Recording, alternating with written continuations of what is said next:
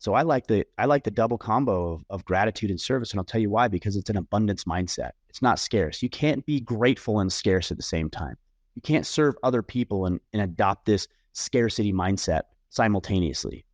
No, the very nature of serving other people means you have an abundance in your life. Because if you didn't have an abundance, you would not be able to have the time, the money, the desire to serve other people. You're operating from abundance. If you're grateful, it doesn't necessarily change your immediate circumstance, but it makes you think about it differently. There's a meme or a little anecdote that's good that I've seen several times about two men, and somebody asked one of the boys who is depressed and suicidal and down on his luck and unsuccessful, says, well, why is it that you're this way? And he said, well, my dad was an alcoholic and he was abusive and he was not successful and he took a lot of his frustrations out on us, and that's why I am the way I am. And that person asked his brother, who happens to be wildly successful, abundance mentality, very, very, very happy and satisfied, an abundance mentality in his life, why he is the way he is. And that man says, well, my dad was an alcoholic and he was abusive to us and he wasn't a kind person. He didn't share with us and he wasn't of the abundance mindset. He was the scarcity mindset. And I didn't want to be like that guy. Same scenario. Two brothers lived through the same experience, and yet they saw it completely different, and it created a different outcome for them. So we can choose to be grateful. We can choose to serve other people. We can choose to have this abundance mindset in the midst of even some of the hardest times that maybe you've ever dealt with. That's been pretty rough for me over the past year or so. And yet I've always felt like I'm going to come out of this on top. And I felt like that because of my track record of success. But more importantly than that, because I'm around other people who care about me, who want me to win, who want to see me win, who are abundant, who will serve me. I mean, I could call a dozen guys right now. I could pull up my phone and call a dozen guys right now and call them, and every one of them would answer or call me back very quickly to serve me. I'm not saying that to brag or to toot my horn. I'm saying that because I've cultivated this. I've fostered this. I'm blessed to have those kind of men in my life. And you do too. You do too. You have those men and women in your life, and having a gratitude and a service oriented mindset are going to help with that. I look at the people who talk about living such peaceful and happy lives in their supposedly healed states. And I think, no, I don't. I look at them and I listen to what they say and I listen to the little clues and I think, they're just dissociated. They're in, what is it, spiritual bliss. They're not in touch with themselves. In a way, they're just like drug addicts. Just their feelings are buried. And some of them are really, really good at so strongly burying their feelings that they really don't feel anxiety. But man, what I've seen is they're not moving forward. They're fake. And the message that they are sharing, it's dangerous because it's false. It's false because it's giving people false hope. It's telling people that if you do feel anxiety from growing, that you're doing something wrong. And you're not doing something wrong, you're doing something right. There is no way to escape the stress of growth. There's no way to avoid the anxiety from expanding as a person. There's no way to heal from trauma without feeling some of that ancient historical pain and the pain of transition. It's hard to change. I wish I had that list somewhere. That list, I read it once upon a time. The most stressful things in life: death of a partner, death of a parent, moving, having your house burned down, switching jobs. I don't think they said it up there because probably it's not very common at all, but I think right up there with it is the constant stress of healing from trauma and growing and transforming into a bigger, more real, more honest person. When you transform, you don't fit into your old life anymore. There's like this really nice poem, and it's called The Rainbow Bridge. And I kind of wanted to read it for all of you because I thought, like, if you've ever lost like a pet, maybe like you'd be able to connect to it a little bit better because it definitely helped me a lot. This poem is called The Rainbow Bridge, and it goes like this. There is a bridge connecting heaven and earth. It's called the Rainbow Bridge because of its many colors. Just this side of the Rainbow Bridge, there is a land of meadows, hills, and valleys with lush green grass. When a beloved pet dies, the pet goes to this place. There is always food and water in warm spring weather. The old and frail animals are young again. Those who are maimed are made whole again. They play all day with each other. There is only one thing missing. They're not there with their special person who loved them on earth. So each day they run and play until the day comes when one suddenly stops playing and looks up. The nose twitches, the ears are up, the eyes are staring, and this one suddenly runs from the group. You have been seen, and when you and your special friend meet, you take him or her in your arms and embrace. Your face is kissed again and again and again, and you look once more into the eyes of your trusting pet. Then you cross over the rainbow bridge together, never again to be separated. I do learn from my past mistakes. Yeah, I will admit I've done bad things, but here's the thing though. I'm surprised that I'm the one who got fortunate that I had close calls. Heavens, you don't see me walk. You don't see me, do all these bad habits. I mean, I will admit I have done some bad habits, but I've learned to break that loop. And the only way for me to break out that loop is for me to reach out to people who I care for and the people who I love and cherish, like my family and friends, like Tara Angel. See, when it comes to me and Tara Angel, I'm not going to lie to you. Me and her have a good relationship, and we're not boyfriend and girlfriend. No, we're not boyfriend and girlfriend. We're like brother and sister. I mean, like she's the big sister, I'm the little brother, but mentally I'm like the big brother because, to be truthful, she needed somebody to help her. But out of all the people who helped her, I'm usually the one that helps her out a lot.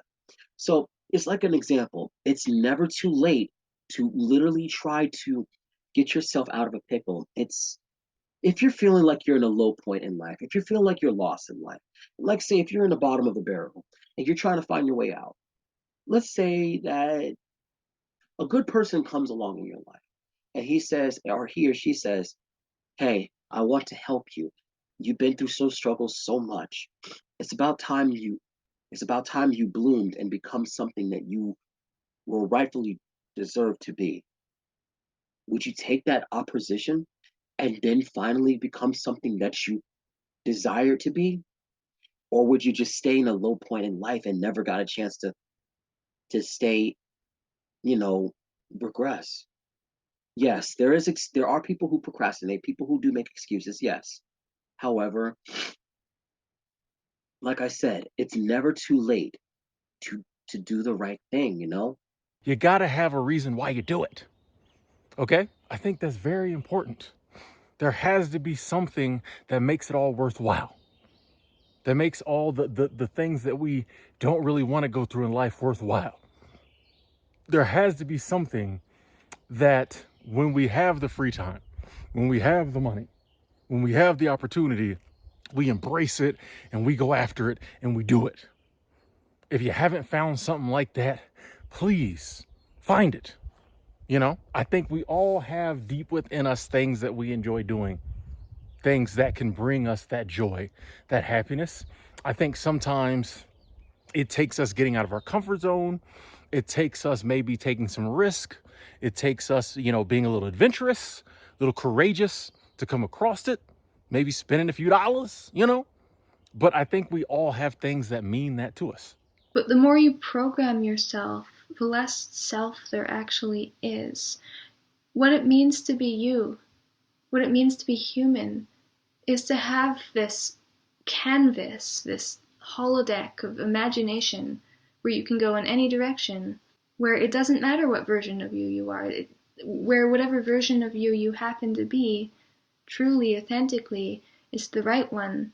The more we try to control this, the more we compartmentalize and create fractured personae in order to deal with our inability to use situation X with situation X's personality the more specific and rigid and context-sensitive our interactions become.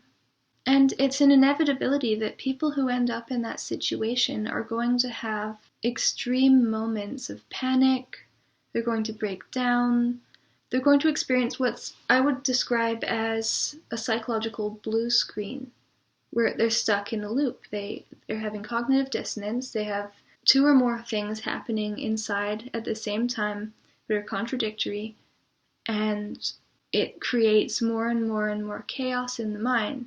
And just like with a computer, that causes you to freeze.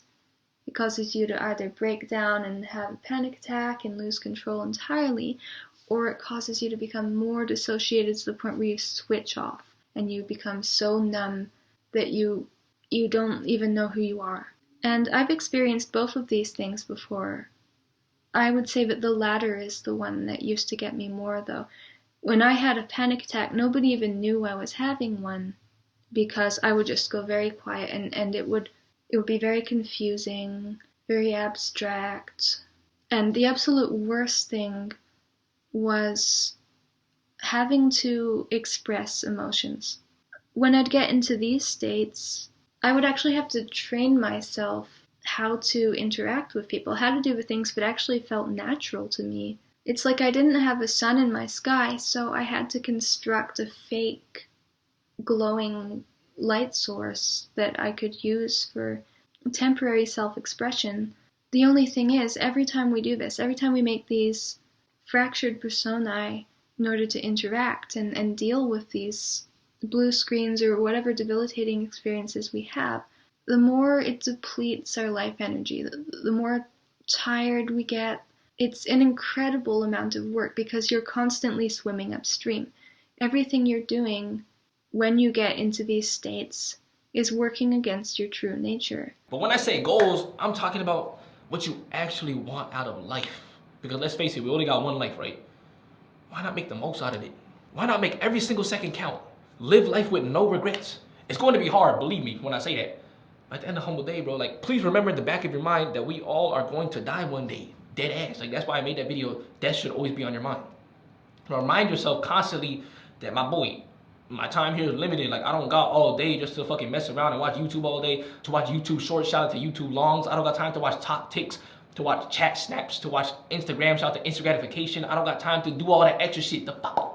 Spend your precious time working towards your goals, because at the end of the humble day, your goals are the only things that will actually make you feel fulfilled anyways. Spending time with relatives, spending time with friends, spending time with a female that you actually care about. These are the things in life that make you feel fulfilled, make you feel whole and complete. What has been my dream my whole life? What is it that I've always wanted to do? And those answers to you, when you ask yourself that question, will give you the direction and maybe where you should be going in your life. I had a really deep conversation last night with my son and daughter about their growing up and how things that happened in our family also affected them and affected who they are today. And my daughter is 60, and she said, oh, you know, the window is closing on me, and she's trying to get a lot of things worked out in her life, work-wise, creativity-wise. And I just said, sometimes you just have to let go, keep working, and it all will unfold. Who would have thought? I know I, in my wildest dreams, would never have thought that at the age of 84, I would be here on YouTube talking to you. Who would have thought that at my age, I would become an influencer on YouTube? You know, I hate to use that word because it sounds so pretentious. But I never knew that I would be able to gather such a wonderful community of people from all over the world who are coming together with common interests, shared values, no matter where you live or what your religion is or what your values are. We all have something in common. Our little community is made up of so many different people from all walks of life and all ages, but yet we have come together into this wonderful, wonderful community. And I really want to sit here and I wanted to thank all of you for making this happen, because it's allowing me to share my knowledge and my experiences with everyone, but you are also sharing those experiences with all of us. So we are a voice.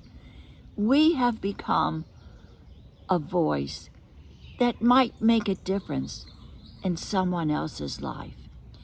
Even if you are home and you feel that you have no special skills, whatever, you have the skill of living and finding your way and having a good job or a good career or being a wonderful parent, a wonderful mother.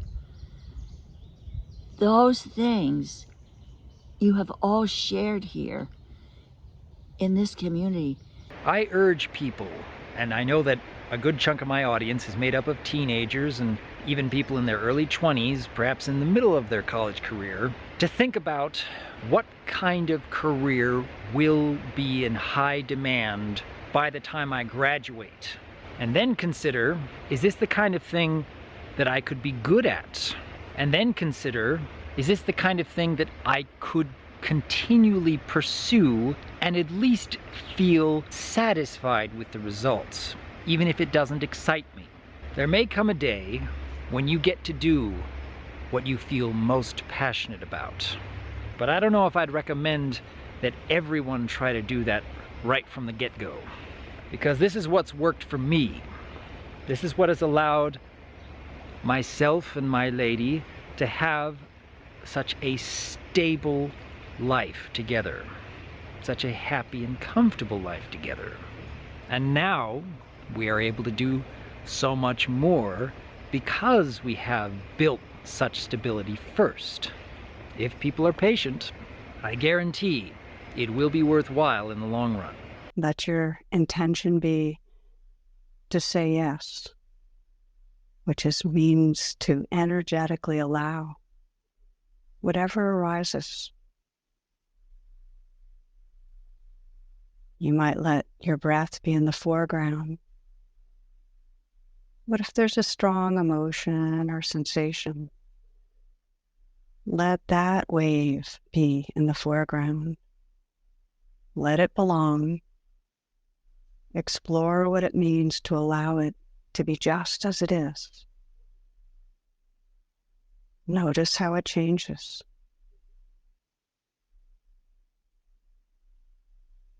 Let everything be received in that tender, allowing presence. Another great thing about quiet people is that we actually think about what we're going to say before we say it. And this is great not only because it prevents you from saying things that you'll later regret, but also because it causes anything you do say to actually have substance behind it, right? Like, if a quiet person is going to speak, they're going to make sure that what they say actually adds something to the conversation. And that's why whenever a quiet person talks, the entire room stops what they're doing to listen. Because they all know that the quiet kid is about to say some profound shit. The more and more you think about it, the more you realize that everybody actually loves quiet people. There may be a few assholes who are quick to judge you for how quiet you are, but honestly, fuck those people. You don't have to care about their opinion. The reality is that the vast majority of people don't mind how quiet you are at all. If anything, they like you more because of it. They like how you actually listen to what they have to say. They love how you put actual thought into what you say. And they especially love the fact that you know how to shut the fuck up, right? Because we all know somebody who doesn't know how to shut the fuck up, and it's just like, bro, shut the fuck up and listen for once, please, bro. Like, goddamn. God gave you 2 ears and 1 mouth for a fucking reason. And one of my goals right now, so I have a lot of things I'm working on to keep sharing this with others. Main goal, keep fucking living, so whatever I'm doing is just part of the living, and I'm just enjoying the hell out of it. But one of my goals is to find a way to give this to people better, to articulate this better, to go to the other places that have done this, that are articulating what I've felt, it's like trying to explain love to somebody who has no ability to feel love. And once they open up to love and you mention love to them, they'll know it immediately. And that's what, but once you've experienced God, like I cannot give God to you. So that's what I'm trying to do. And what I love about all of this is, and kind of the main reason I did this video, is this infectiousness that's like getting everyone. Whenever I like kind of talk about something very passionately, like by Dead by Daylight or this enlightenment stuff that I'm doing, people are like, wow, I love that you're so passionate. That's so freaking cool. And like it's so attractive to other people, and it's really weird to me because we have one part of the man sphere that's like, no, you need to repress your emotions. You need to be like this because it's going to get you laid. But that's really not what men need. They don't. We need. Okay, so sex is a very vital part of, I think, us feeling right as human beings. But it's not what we need as much as we need someone to hold and take care of, and to have romantic feelings towards. Like that's what people really need, and you don't get that doing the repressed emotion stuff. You can't have a relationship with somebody else if you're closing yourself off. You can have a fling. You can go fuck somebody, but that's not really, that's gonna leave you empty. And when you see people like, I don't remember his name, but the guy who does Charisma on Command, who's had these same experiences that I've had. Spoiler alert, has the same fucking things. Who realizes, oh wait, having sex with all these women hasn't made me happy. It hasn't made me happy, and I realized that, like, oh, I don't necessarily have to do this. What a relationship is to me is like some way for me to stay happy or easier. It's like, oh, this is something that will inoculate me against life, but I've kind of find out how to do that without that. It's still something that, like, yeah, this would be nice someday. It'd be really nice to like have someone I can truly open up to and be myself to. But then I fall back and I'm like, wait, I have all my friends. I have women that are like romantically interested in me. So like I don't even know if it's really necessary. And I don't know where that's gonna go, but it's just everything's so exciting to me now. Everything is like a dream. Not even like a dream. It's like being awake because I was asleep and now I'm awake. It's like I guess the best way to put it is it's like being a child again. And your perception about whether other people are essentially good. Do you look out your window? Do you go to the store? Do you look around and see people and assume that, generally people are good? They can make bad choices, really bad choices, but generally they are good. Or do you look at other people and you just see danger everywhere? After a trauma, you may experience a lot of anger, shame, and distrust of others and yourself. And that kind of goes back to safety, like we were talking about. But you feel unsafe when you think people are evil, when you think situations are evil or bad. And so it's important to recognize that part of feeling safe may involve recognizing the goodness in some people. So we're talking about that attribution again. It's not global. You can't say that everyone everywhere is always a good person. That's not accurate. We'd love it to be, but it's not. In order to start feeling safer, in order to start recognizing the goodness in yourself and other people, it's important to explore what is motivating or continuing to cause feelings of anger, shame, and distrust. You want to start working on developing love and compassion, self-esteem, feeling that you're a good person, and trust in yourself and others. And you're not just going to dole out trust, like candy. People have to earn your trust, but it is possible. So developing those skills so you can allow people the opportunity to prove to you that they are good is going to be helpful in the recovery process. And so to come into this exalted, frigid, dreamy Piscean space outside of the need for temperature in your imagination, it's time for some fun. And this is where I want to say, you are a child of God. For those of you who are children of God, some of you still think shit is sweet. You don't know, you got some spawn of Satan out here. Okay. So Trust me. Not everyone's a child of God. Like, I don't think you know that. Like, they look like Biden in the church. Like, like, yeah, you don't belong here, sir. You demon spawn. Like, fuck out of here. So you are a child of God. Your soul was made perfect. You were made perfect just the way you are. So this is the knowing going into this transit, I want you to really embrace. Okay. Let this be the only affirmation you say throughout this moving forward. You're perfect. I'm perfect. I'm perfect just the way I am. I was made perfect. I'm perfect just the way I am. I was made perfect.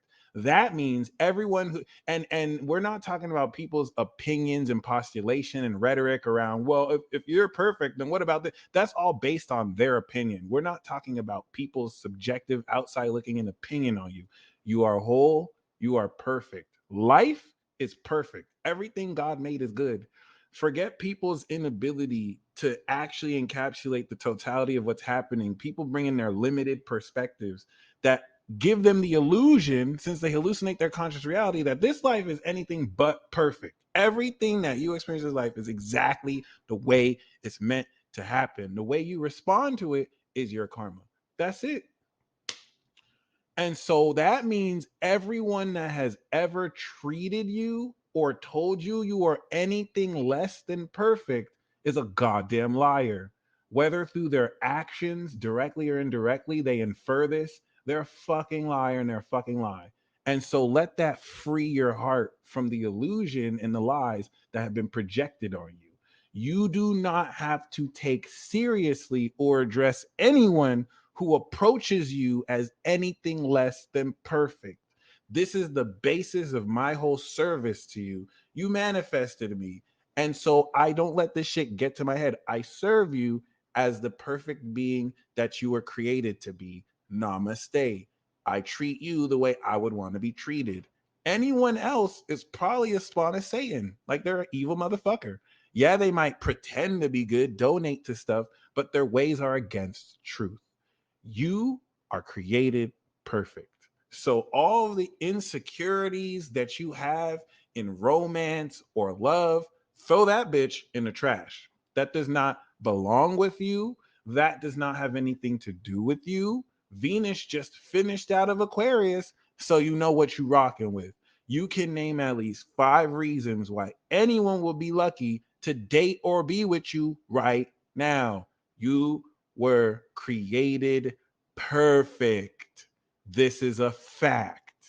This evidence is rooted through the zodiac sign of Virgo, the integration of your own personality so you could express through mastery your inherent perfection. Yeah, I've been doing a lot of thinking about, low self-esteem, some, to me, it's kind of funny a little bit. Not, not like it's a joke or anything like that, but it's kind of funny how it really works, how self-esteem works. Because a large part of self-esteem, unfortunately, comes from the way other people look at us. I think human beings spend so much time thinking about what other people think that we forget to figure out how we ourselves think. How we think about ourselves. And like I keep saying, it's self-esteem, which means it comes from self. It's how yourself, it's how you look at yourself. Let me, hold on, give me a second. Let me give you a definition. It says right here, self-esteem, a good opinion of oneself. An overestimate of oneself. See synonyms under egotism and pride. There you have it. I think I fucked up my dictionary. Anyway, I know I had said, females have no self-esteem, but really, guys suffer from it too. I can think of two of my friends. I had one friend, this guy looks just like Taylor Lautner. You know what I mean? Like, this guy pulls in bitches like Asian people pull in rice. Like, I'm not gay or anything like that, but he's a pretty good looking guy. And, for the life of me, I couldn't, he said he had low self-esteem, and I was like, what the fuck wrong with you? What the fuck you mean you got low self-esteem, bro? I mean, like, I just couldn't understand. I had another friend, another close friend of mine. This guy was like just pulling in just every girl, and like every girl he ever freaking talked to, like including the girls that I like. The girls I liked him.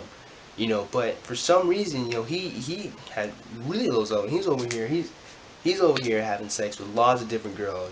I mean, getting money, getting money. And everybody has like this huge opinion. Everyone just loves it, has this great opinion of him. But he looks at himself and he feels inadequate. He doesn't feel like, if he feels like there's something wrong with him. And I couldn't understand it. I was like, why do you feel this way? When you have so many people that respect you. Nobody respects me. At the time, no one respected me. No one liked me. No one could even stand looking at me. So I was like, how do you get that? How do you feel inadequate when you have so many people telling you, these great things? And what I had discovered, through paying attention, and some deep analysis, the problem with this particular set of low self-esteem really stemmed from his opinions about the way his parents had looked at him. It was really, his parents were always saying some negative things about him, or telling him that he could do better, or he's better than this. And it was never really something really negative to say, hey, you're bad at this. But it was always like, you can do better. You're better than this. You should expect more of yourself. And also his parents had always compared him to me, and I thought it was a weird dichotomy, because even though I made good grades and I'm pretty intelligent, it never, in my opinion, that never stacked up to having another individual love you or respect you. Being intelligent, being smart is one thing, but to have someone say, hey, I love you, I care about you, be there for you, is another thing. So I always thought it was weird because, I was suffering from low self-esteem at the time too, so I didn't think very highly of myself. So I always thought it was weird that his parents would compare me to him when, he had everything that I wanted and I had everything he wanted. It was an odd situation there, but and that's just an example to go to show how your parents can have a very negative influence on how you think of yourself. Whole life looking for just a kind word, just a hug, just a kiss from my own father. He's passed away now. I never got it. Never got it.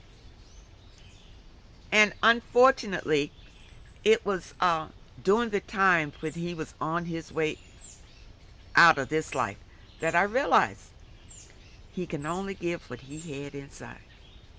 That's it. That's it. And it's the same thing here with your mother. Okay, let's see what else you say here. I have boundaries, and I know my value and my worth.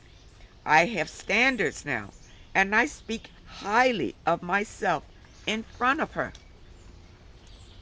She says things like, that's good, and I'm proud of you. I see my mom may be jealous of my life. I'm 36, no kids or husband yet, and I'm confident and free. I work when I want, and I don't need a man. I wonder if she compares her 36 self to me. Maybe she wonders why did my life turn out so different than hers. She struggled, but my life is easier. I'm grateful, very blessed and favored. I pray before I make any major decisions. And my mom says she never lived like that. And maybe that's why she struggled. I don't know. Yeah, well, your mom isn't spiritual in any kind of way. And yeah, that's got to do with her struggle. But basically, because your mother never healed from whatever traumas that she went through in her life. That's all it is. She just never healed from it. And to worry about stuff. And I've had to tell her over the years, look, that's not your burden to carry. That's not your burden to carry. You have enough burdens at your young age that are rightfully yours for you to worry about carrying that you don't need to worry about carrying the burdens that are going to come when you're 50 or 55 or 60. You can't even begin to think about having things figured out and having it together until you're in your 50s. Just don't even worry about it. Just don't even worry about it. You've got to have maturity. And maturity comes with time, and maturity is not something that you can gin up artificially. It's not something that you can be responsible for it not being ginned up artificially. You, Dwayne, what I have to do? You have to live. You just have to live. You just have to live. You just have to act your age. If you're 26, be 26. Stop trying to be 56. It's not expected, and it's a burden that you don't have to carry. You're a young couple, and you're going through some things, and you're like, man, we must be the worst couple in the world. We must be the worst married folks out there. This has got to be, man, we just ain't got it. Of course you ain't got it figured out. When you hit 30, you still ain't 30 years of marriage, you still ain't going to have it all figured out. My wife and I are still trying to figure stuff out. And we just take it as it comes, and we learn and we mature and we grow, and it takes time. But you'll not get there if you quit. Fellas, you'll not get there if you quit, if you just say, forget it. You know, I can't be the man that I wanted to be. Well, of course you're not right now. You will not be the man that you want to be until you grow into it. You have to grow into it. It's weird, I know. People can make mistakes.